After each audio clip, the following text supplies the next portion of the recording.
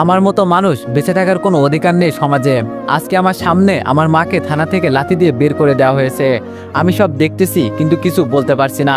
থানার ভিতরে 5 জন মিলে আমাকে উল্টো করে লাঠিচার্জ করছে, তাও আবার উলঙ্গ করে। আসলেই ভাই, গরিবের কোনো দুনিয়া নাই। আমাদের পরিবার বলতে আমার মা আর ছোট বোন, একটা মাত্র বোন। বোনের বয়স মাত্র 8 বছর। এত কিছু বোঝে না। বোনের বয়স যখন 4 মাস তখন বাবা মারা যায়, আর তখন থেকে সংসারের হাল আমি ধরি। এই একটা দোকানে কাজ করি আর থাকি বস্তিতে। এর জন্যই আমি মাকে সবসময় বলি, আম্মু, গরিবের কোনো জীবন আছে? আর আম্মু তখন আমাকে একটা কথাই উত্তর দেয়, মানুষ ছোট থেকে বড় হয়, বড় থেকে কখনো ছোট হয় দেখছোস? আমারও অনেক আশা আছে তোকে নিয়ে, অনেক বড় কিছু করবি। ভালো কোনো ভার্সিটিতে চান্স পেতাম, কিন্তু টাকার কারণে পরীক্ষা দিতে পারি নাই। কাছেই একটা সরকারি ভার্সিটিতে ওইখানে ভর্তি হয়ে গেছি। কোনো মতে পড়াশোনাটা চালাই আম্মুর কারণে। আম্মু না থাকলে হয়তো পড়াশোনা করতাম না। তো আজকে সকালে দোকানে যাচ্ছি। আম্মু প্রতিদিন আমাকে একটা কথাই বলে, বাবা, কাজ করতে যাবি যা, কিন্তু কারোর সাথে ঝগড়া করবি না। আমি বললাম, আরে কি যে বলো না আম্মু, আমি কারোর সাথে ঝগড়া করি বলো? আম্মু বলল, তাও বাবা, এই শহরের মানুষগুলো ভালো না। আমি বললাম, জানি আম্মু, তোমাকে বলতে হবে না। মিলি কই, আমার ছোট বোন? আম্মু বলল, ঘরে বসে দেখ কি করছে, যত জিনিসপত্র আছে সব উল্টো করছে, আর কি করবে? আমি বললাম, থাক, ছোট মানুষ করতে দাও। আচ্ছা আম্মু, যাই, দেরি হয়ে যাচ্ছে। আম্মু বলল, আচ্ছা বাবা। কিছু দূর আসতে একটা মেয়ে বলল, স্যার, ওই লাল শার্ট পরা ছেলে আছে না, ওর মতোই দেখতে।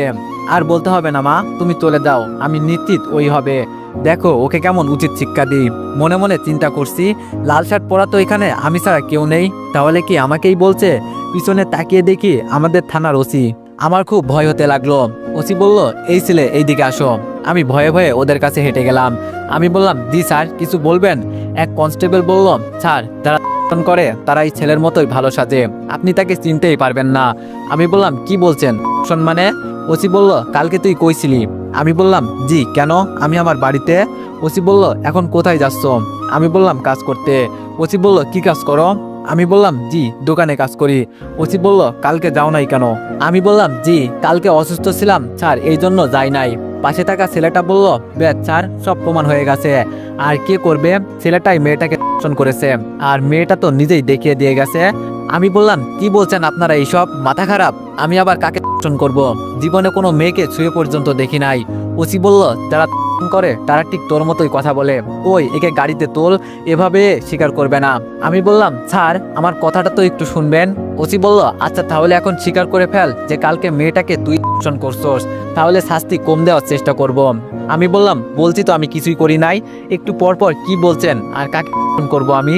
ওসি বলল, তোর সাহস তো কম নয়। এক তো আমার কথার উত্তর দিচ্ছিস না, আবার আমার মুখে মুখে কথা বলছিস। এই, একে জেলে ভরে লাঠিচার্জ করে সব বের কর। আপনাকে বলতে হবে না, দেখেন সব কিভাবে স্বীকার করে। আমি বললাম, প্লিজ স্যার, আমার কথাটা তো একটু শুনুন। কেউ আমার কোনো কথা শোনে না। হাজতে ভরে 5 জন মিলে আমাকে লাঠিচার্জ করছে। দেখো, এখনো সময় আছে, বলে ফেল যে মেয়েটাকে কিভাবে ধর্ষণ করলি। আমি বললাম, বলছি তো আমি মেয়েটাকেই চিনি না, আবার ধর্ষণ করবো কিভাবে? ও, তাই নাকি? তোরা তো একটু জোরে বলল। স্যার, ও মুখ থেকে কোনো কথাই বের করছে না। ওসি বলল, উল্টা করে উলঙ্গ করে পিটাও, তাহলে সব বলে দিবে। আমাকেও তাই করছে, শুধু চিৎকার করছি, আর কিছু বলতে পারছি না। এখনো সময় আছে, বলে দে। আমি বললাম, আমি করি নাই। তবে রে, ইচ্ছা মতো মারতে লাগলো। হঠাৎ বাড়ি থেকে আম্মুর আওয়াজ শুনতে পারছি। আম্মু কান্না করতে করতে বলল, কি কারণে আমার ছেলেকে এভাবে মারছেন? ওসি বলল, আপনার ছেলে করেছে একটা মেয়েকে। আম্মু বলল, কি বলছেন আপনারা? মাথা খারাপ হয়েছে? আমার ছেলে মোটেই এমনটা করতে পারে না। ওসি বলল, ও তাই নাকি? মেয়েটা নিজেই আপনার ছেলেকে দেখিয়ে বলেছে। আম্মু বলল, মেয়েটা হয়তো ভুল দেখেছে। ওসি বলল, আমাদের দেশে নাকি বিচার হয় না, আমি থাকতে হবে, এখন এখান থেকে চলে যান। আম্মু বলল, আপনার পায়ে পড়ি, আমার ছেলেকে ছেড়ে দেন। ওসি বলল, একটা গোপন কথা কি জানেন? জেলের ভিতরে মেয়েদেরকে আমি করি, তাই বলছি আপনি এখান থেকে চলে যান, নয়তো বলা যায় না, আপনার উপরেও আমার নজর পড়তে পারে। আম্মু বলল, ছি ছি ছি, থানার ওসি এত খারাপ? ওসি বলল, খারাপের দেখেছেন কি? বলেই আম্মুকে লাথি দিয়ে বের করে দিল। আম্মু কান্না করতে করতে চলে যাচ্ছে। বিশ্বাস করেন ভাই, এই কাহিনী দেখে আমার শরীরের ভিতর আগুন জ্বলছে। মনটা চাইছে সব কয়টাকে হত্যা করি, কিন্তু পারছি না। হঠাৎ একটা মেয়ে তার বাবাকে নিয়ে এসে বলল, স্যার, কাকে ধরে নিয়ে আনছেন? ওসি বলল, তুমি চিন্তা করিও না, ওই দেখো ছেলেটাকে মেরে কি অবস্থা করে ফেলেছে। মেয়েটা বলল, কিন্তু স্যার, ও তো আমার সাথে কিছুই করে নাই। ওসি বলল, মানে কি বলছো? মেয়েটা বলল, জি স্যার, যে আমাকে করেছে ওর নাম রনি, আর রাস্তায় মেয়েদের নিয়ে ঘুরছে। রনি নামটা শুনেই বুঝে গেছি ওর কোনো বিচার হবে না। হাসির কোনো বিচার হয় না। ওর বাবার টাকার অভাব নাই, আর রনি যাকে পারে তাকে মারে, আর তো কোনো কথাই নাই। ওসি বলল, ছেলেকে নিয়ে আসো তো। আমাকে কাপড় পরিয়ে বাইরে নিয়ে আসলো। হাঁটার শক্তিটুকু আমার শরীরে নাই, কিভাবে বাড়িতে যাব তাই চিন্তা করছি। মেয়েটা বলল, সরি আমার জন্য আপনাকে আজকে আমি একটা হাসি দিয়ে স্যার আমি করেছি। গরিবের কোনো বিচার নাই। জানি স্যার, বলতে হবে না। একটা হেল্প করবেন, আমাকে শুধু বাড়িতে দিয়ে আসবেন। ওসি বলল, কনস্টেবল যাও ওকে বাড়িতে দিয়ে আসো। মেয়েটা বলল, স্যার যে আমাকে করেছে তাকে ধরবেন না? ওসি বলল, আরে যাও মা, তুমি চিন্তা করিও না, আমি সব দেখে নিব। মেয়েটা বলল, কিন্তু স্যার ও তো জেলের বাইরে ঘোরাঘুরি করছে। ওসি বলল, তো কি হয়েছে, যাও বলছি, শোনা যায় না কানে? মেয়েটা বলল, কিন্তু স্যার। ওসি বলল, বলছি তো যেতে। ভয়ে মেয়েটা চলে গেল। আমি মনে মনে হাসতেছি, জানি ওর কোনো বিচার হবে না। পুলিশকে যে টাকা দিতে পারবে, পুলিশ তার পক্ষেই কথা বলবে। এজন্য পুলিশকে আমি ঘৃণা করি। আর আজকে আমার সাথে যা হয়েছে, এরপর থেকে তো পুলিশকে দুচোখেও দেখার ইচ্ছা করবে না। পুলিশ আমাকে বাড়ির সামনে নামিয়ে দিয়ে চলে গেল। কোনো মতে বাড়ির ভিতরে গেলাম। আম্মু আমাকে দেখে জড়িয়ে ধরে কান্না করছে। আম্মু বলল, বাবা ওসির কথা কি সত্যি? আমি বললাম, অন্যায় করে বড় লোকেরা, আর শাস্তি পায় গরিবেরা। আম্মু বলল, বাবা আমাদের এত টাকা নাই, নাইলে আজকে আর তোর এই অবস্থা হতো না। আমি বললাম, বাদ দাও আম্মু, এমনিই ভালো হয়ে যাবে। আর যেই মেয়েটা হয়েছে ছেলেটা ছিল রনি। আম্মু বলল, ওদের তো কোনো বিচার হবে না, রনিকে সবাই চিনে। আমি বললাম, কেন, আমাকেই তো মারছে, ওর আবার কি করবে? মিলি বলল, ভাইয়া তোমার কি হয়েছে? আমি বললাম, না রে বোন, কিছু হয় নাই, এই তো রাস্তা দিয়ে হাঁটতে গিয়ে পড়ে গেছি। মিলি বলল, দেখে শুনে হাঁটবা না তুমি, বোকা ছেলে। আমি বললাম, লক্ষ্মী বোন আমার। আম্মু বলল, এখানে শুয়ে থাক কিছুক্ষণ, তাহলে ভালো লাগবে। আমি বললাম, আচ্ছা আম্মু। আম্মু চলে যাওয়ার পর আমার গার্লফ্রেন্ডকে কল দিলাম। গরিবের আবার গার্লফ্রেন্ড, তাই তো চিন্তা করছেন। আসলে বড়লোক বাবার একমাত্র মেয়ে, খুব কেয়ারিং করে আমাকে, এর জন্য ওকে আমি ভালোবাসি। কিন্তু আমি জানি ওর সাথে আমার কখনোই যায় না, আর কখনো মিলনও হবে না। আর ওর বাসা আমার বাসা থেকে 10 টাকা ভাড়া। সুমাইয়া বলল, কি করো তুমি? আমি বললাম, এই তো শুয়ে আছি, তুমি কি করো? সুমাইয়া বলল, এই তো বান্ধবীদের সাথে বসে কথা বলছি। আমি বললাম, ও আচ্ছা। সুমাইয়া বলল, কাজে যাওনি আজকে? আমি বললাম, গিয়েছিলাম, একটু সমস্যার জন্য চলে আইছি। সুমাইয়ার বান্ধবী ফোনের ভিতরে ওকে জানি কি বলছে, তবে হালকা করে শুনতে পারছি। সুমাইয়া, এটা তো বয়ফ্রেন্ড, ইসরে আমাদের ভাগ দিবি না? সুমাইয়া বলল, আস্তে কথা বল, ও শুনতে পারবে। আমি বললাম, খুব বিজি নাকি? সুমাইয়া বলল, তোমার জন্য তো আমি সবসময় ফ্রি যান, কিন্তু তোমার কণ্ঠ এমন শোনাচ্ছে কেন? আমি বললাম, একটু অসুস্থ হয়ে গেছি। সুমাইয়া বলল, ঠিক মতো ওষুধ খাবা, আর তোমার বিকাশে আমি টাকা পাঠিয়ে দিচ্ছি, ওষুধ কিনে খাবা। আমি বললাম, এই টাকা লাগবে না, আমার কাছে টাকা আছে। সুমাইয়া বলল, জানি আমি, বলতে হবে না। আমি বললাম, তাহলে? সুমাইয়া বলল, তোমার মনের কথা আমি বুঝি। আমি বললাম, ও তাই নাকি? সুমাইয়া বলল, আচ্ছা একটা কথা বলবো রিফাত? আমি বললাম, বলো। সুমাইয়া বলল, মনে করো তোমার সাথে আমার ব্রেকআপ হয়ে গেছে। আমি বললাম, কি বলছো তুমি, তোমাকে ছাড়া থাকতে পারবো বলো আমি? সুমাইয়া বললাম, আরে পাগল, মনে করতে বলছি। আমি বললাম, তাও পারবো না। সুমাইয়া বলল, মনে করতে বলছি তো প্লিজ বাবু। আমি বললাম, আচ্ছা মনে করলাম, এখন বলো। সুমাইয়া বলল, আমি যে তোমাকে এত টাকা দিচ্ছি, এই টাকার বিনিময়ে কি দিবা আমাকে? আমি বললাম, তোমার টাকা তো সব খরচ করে ফেলেছি, তাই দিতে পারবো না, তবে তুমি যা বলবে তাই করব, এছাড়া উপায় থাকবে না। সুমাইয়া বলল, মনে থাকে জানো? আমি বললাম, কি? সুমাইয়া বলল, কিছু না, বাদ দাও, এইসব হিসাব তুমি বুঝবা না, খুব শীঘ্রই তোমার সাথে দেখা হবে, তবে সেটা খুব স্পেশাল ভাবে। আমি বললাম, কি বলছো, কিছুই তো বুঝতে পারছি না। সুমাইয়া বলল, খুব তাড়াতাড়ি বোঝা যাবে আশা করি। আমি বললাম, কি জানি কি সব কথা বলো তুমি, আচ্ছা ফোন রাখি, মা আছে পাশে। সুমাইয়া বলল, ওকে বেবি। ফোনটা রেখে দিলাম। হঠাৎ একটা মেসেজ আসলো 10,000 টাকার। আসলে সুমাইয়া আমাকে অনেক টাকা দিছে, এই পর্যন্ত যদি আমি নাও করি তাও দেয়। এখন আমার এমন মনে হয় যেন ও আমাকে ভালোবাসে না, আমাকে নিয়ে কেমন জানি একটা গেম খেলছে, সেটা ওর বান্ধবীদের কথাই বুঝতে পারি। সে যাই হোক, 2 মাসের সম্পর্ক আমাদের, আমি তো ওকে অনেক ভালোবাসি। এভাবে 3-4 দিন চলে গেল। এখন আমি অনেকটাই সুস্থ। সকালে দোকানে যাব, ঘর থেকে বের হয়েছি, কিন্তু পাশের বাসার মেয়েটা আমার পথ আটকে দাঁড়িয়েছে। মেয়েটার নাম তুবা, অনেকটাই ভালো, তবে তুবা আমার সাথে কথা বলতে চাই, আমি বলি না। আমি বললাম, প্লিজ ম্যাডাম, আমার পথ ছাড়ুন। তুবা বলল, আমি তোমার সাথে কথা বলতে চাই, আর তুমি এমন করো কেন? আমি বললাম, দেখুন আপনি বড়লোক বাবার একমাত্র সন্তান, আপনার সাথে আমার যায় না, কই আমি আর কই আপনি, মানুষ দেখলে কি বলবে, বলে হেঁটে যাচ্ছি। তুবা বলল, আমার কথাটা তো শুনবে। আমি কোনো কথা না বলে চলে যাচ্ছি। বড়লোকদের থেকে যত দূরে থাকা যায় ততটাই ভালো। দোকানে যাওয়ার পর দোকানের মালিক মানে চাচা বলল, কি চাই এখানে? আমি বললাম, আসলে চাচা একটু অসুস্থ ছিলাম, এই জন্য আসতে পারি নাই। চাচা বলল, দোকানটা কি তোমার বাবার যে তুমি যেভাবে ইচ্ছা সেভাবে কাজ করবে আবার আসবে না? আমি বললাম, সরি চাচা, আর হবে না। চাচা বলল, এটাই শেষ, আরেকবার এরকম হলে চাকরি থেকে বের করে দিব। আমি আর কিছু বললাম না। আমার সাথে আরেকটা ছেলে কাজ করে, নাম রাসেল, ছেলেটা খুব ভালো। চাচা বলল, আমি চলে গেলাম, আরেকবার বিকালে আসবো। রাসেল বলল, সমস্যা নেই, আমরা পারবো। চাচা চলে যাওয়ার পর রাসেল বলল, কিরে এতদিন আসলি না কেন? আমি বললাম, সে অনেক কাহিনী। রাসেল বলল, কাহিনী বল বেটা, আমার উপর দিয়ে অনেক চাপ যায় তুই না আসলে। আমি বললাম, আমি তো আসতেই চাইছিলাম কিন্তু শরীরে দেয় নাই। রাসেল বলল, কি হয়েছে বলতো? আমি বললাম, শোন তাহলে। রাসেল সব শোনার পর বলল, এইসব আবার হয় নাকি? আমার তো বিশ্বাসই হচ্ছে না। আমি বললাম, তো কি আমি মিথ্যা বলছি নাকি? রাসেল বলল, কি জানি বাবা, তবে আমার বিশ্বাস হয় না। আমি বললাম, থাক ভাই, তোর বিশ্বাস করতে হবে না। রাসেল বলল, তোর গার্লফ্রেন্ডের কি খবর? আমি বললাম, আমার গার্লফ্রেন্ডের হায়াত আছে, কথা বলতে না বলতেই ফোন দিয়ে দিছে, দেখছোস? রাসেল বলল, ভালো তো, প্রেম কর। আমি বললাম, গরিবের আবার প্রেম? রাসেল বলল, প্রেম করে বলিস গরিবের আবার প্রেম, শালা। আমি বললাম, আচ্ছা একটু চুপ থাক, কথা বলি। ফোনটা রিসিভ করলাম। সুমাইয়া বলল, এত দেরি লাগে একটা ফোন রিসিভ করতে? আমি বললাম, সরি বেবি, কাজ করছিলাম তো এর জন্য একটু দেরি হয়েছে। সুমাইয়া বলল, তো কেমন আছে আমার জানটা? আমি বললাম, এই তো কোনো রকম ভালো, তুমি কেমন আছো? সুমাইয়া বলল, আমি অনেক ভালো। কালকে তো শুক্রবার, কালকে সারাদিন আমরা ঘুরবো। আমি বললাম, কিন্তু আমার তো কাজ করতে হবে। সুমাইয়া বলল, আমি কিছু শুনতে চাই না, কালকে তুমি আমার সাথে ঘুরবে, ব্যাস ঘুরবে, আর কিচ্ছু না। আমি বললাম, আশায় লাগবে। সুমাইয়া বলল, তুমি বুঝি আমাকে ভালোবাসো না? আমি বললাম, অনেক ভালোবাসি তোমাকে জান। সুমাইয়া বলল, তাহলে বলো কেন আমার সাথে তুমি আসবে না? আমি বললাম, সরি। রাসেল বলল, রিফাত, রনি আসছে মনে হয়, সিগারেট নিবে, ফোনটা একটু রাখ। আমি বললাম, সুমাইয়া একটু লাইনে থাকো কেমন? সুমাইয়া বলল, ওকে বাবু। রনি বলল, এই ছোট লোকের বাচ্চা, এক প্যাকেট সিগারেট দে তো।